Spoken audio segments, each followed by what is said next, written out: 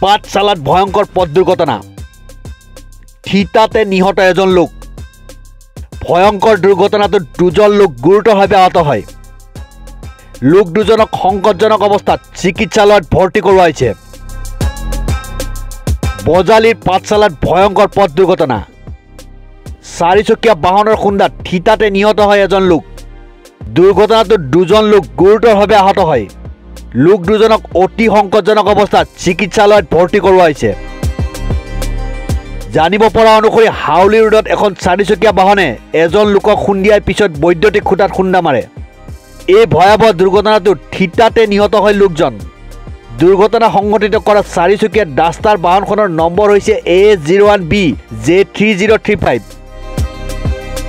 মৃত লোকজনৰ পৰিচয় বৰ্তমানলৈকে জানিব পৰা হোৱা নাই আনহাতে বাহনখনত থকা লোক দুজনো গুৰুতৰভাৱে আহত হৈছে দুৰ্ঘটনাৰ পিছতে ঘটনাস্থলীত উত্তপ্ত পৰিস্থিতিৰ সৃষ্টি হয়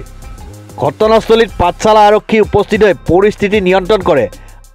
আৰু মৃতদেহটো উদ্ধাৰ কৰি মৰণোত্তৰ পৰীক্ষাগাৰলৈ প্ৰেৰণ কৰে